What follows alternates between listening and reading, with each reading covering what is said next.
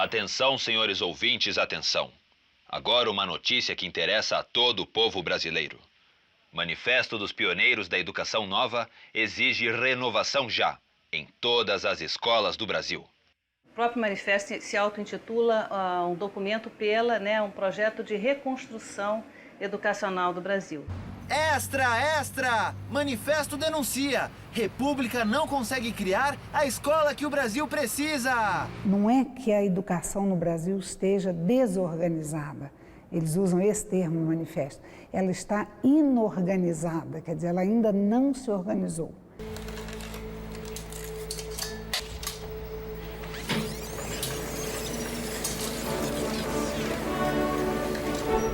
Univesp apresenta Educação em Foco. Os principais jornais do país publicaram neste mês de março de 1932 o Manifesto dos Pioneiros da Educação Nova. Na hierarquia dos problemas nacionais, nenhum sobreleva em importância e gravidade ao da educação. Um ponto que o manifesto repete, e é um refrão o tempo inteiro, é que a educação tem que ser tratada da mesma maneira que os assuntos sérios estão tratados. A ciência evoluiu e a ciência da educação tem que evoluir.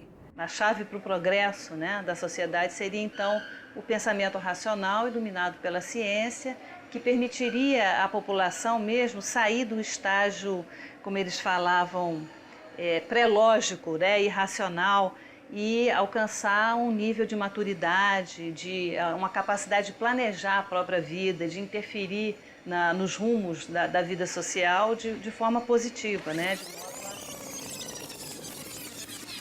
Dirigido ao povo e ao governo, o manifesto é assinado por 23 homens e 3 mulheres, educadores e intelectuais de renome, liderados por Fernando de Azevedo, Lourenço Filho e Anísio Teixeira, conhecidos como os 3 cardeais da educação nova.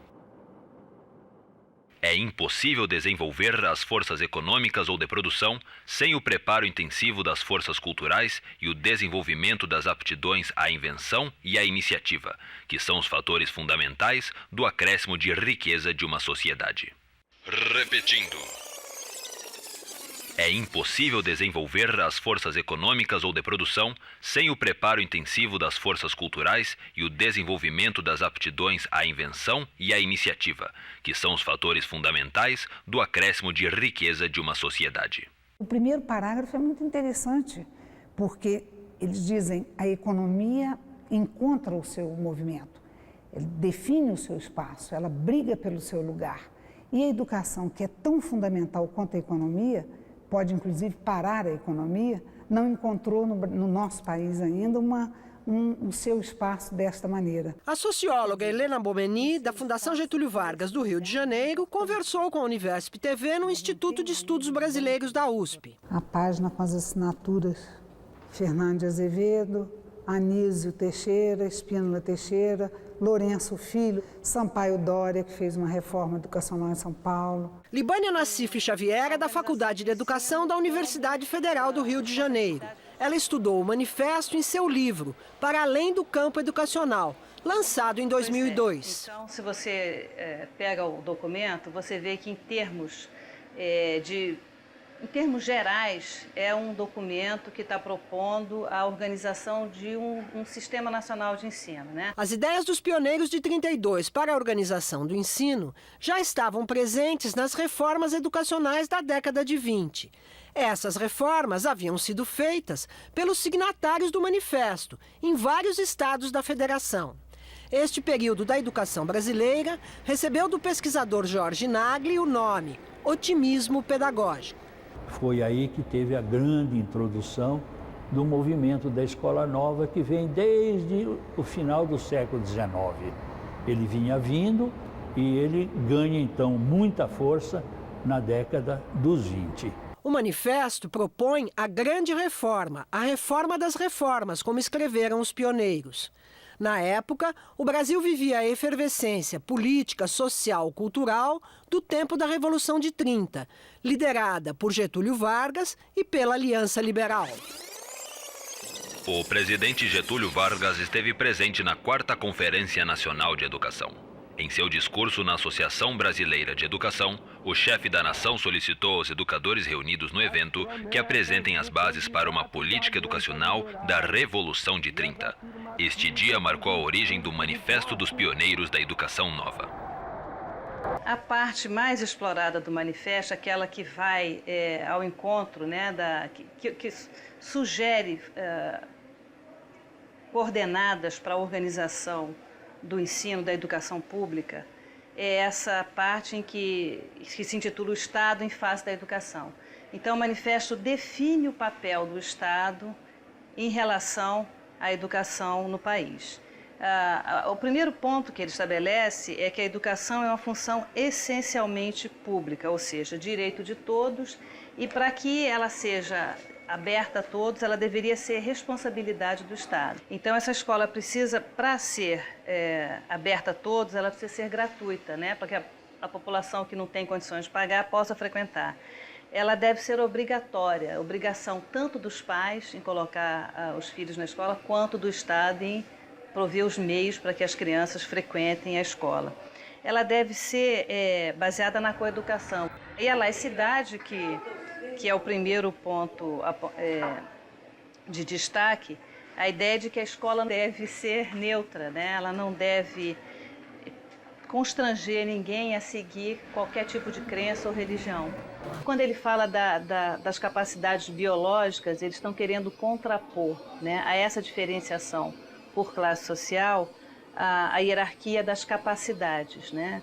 Eles acham que a escola, o fluxo, né, da educação escolar proporcionado pelo Estado, né, proporcionado pelas escolas públicas, deveria garantir aos alunos a progressão até o último grau, até o nível superior. Mas essa progressão não seria obrigatória, ela ficaria subordinada às capacidades de cada um. Um aspecto importante do manifesto, que vai ser uma bandeira de luta desses educadores pioneiros quando eles participam das reformas de ensino, atuam, né, na organização do ensino em vários estados, é a profissionalização do professor, né, a perspectiva de que a formação em nível superior garantiria aos professores um maior preparo para lidar com a complexidade que a educação escolar requeria e uma certa unidade do próprio corpo profissional no sentido, desde o sentido salarial até a questão da própria formação, né, do status social do trabalho. O lançamento do manifesto vai gerar uma repercussão muito forte, tanto na imprensa, né, quanto nos círculos intelectuais, né? A gente tem a publicação de vários artigos, causa uma polêmica muito grande, principalmente com os católicos. É verdade que a igreja, de certa forma, monopolizava o ensino desde a época da colonização, né? A igreja católica tinha os principais colégios, né? Um dos argumentos que a igreja usava era que a escola ia desagregar a sociedade, se ela não tivesse no seu bojo uma orientação mais gregária, mais tradicional. Então havia essa ameaça, digamos, de que um projeto liberal seria um projeto de desagregação e não um projeto de agregação da sociedade brasileira. Os pioneiros da educação nova proclamam: o erro capital do atual sistema de educação pública do Brasil é a falta de continuidade e a falta de articulação no ensino, dos jardins de infância à universidade. O plano dos pioneiros é dividir a instrução em 4 grandes períodos: escola infantil, escola primária, escola secundária e educação superior. Na escola secundária, alunos de todos os grupos sociais vão ter o direito a uma sólida base de cultura geral em 3 anos. Só depois de adquirida essa base de cultura geral, os alunos então se dirigirão, conforme suas aptidões naturais, ao estudo com preponderância intelectual ou preponderância manual. Senhoras e senhores ouvintes, está escrito no manifesto que a escola secundária é o ponto nevrálgico da questão.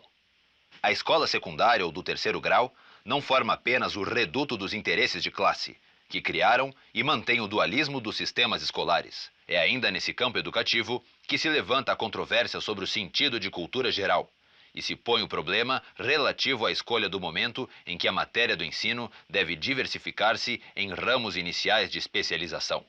Não admira, por isto, que a escola secundária seja, nas reformas escolares, o ponto nevrálgico da questão. A escola secundária é o ponto em que o caráter da sociedade de classes, da sociedade discriminatória, né, que o Brasil sempre teve, aparece de forma mais contundente, né? A população pobre vai terminar ali o seu processo de escolarização, vai trabalhar, vai seguir um ramo, né? Vai ter atividades profissionais, né? do curso, no sentido vai entrar para o mercado de trabalho e vai ser mão de obra. E as elites teriam, então, a partir da educação secundária, uma formação geral, humanística, que permitiria que elas continuassem os estudos em nível superior.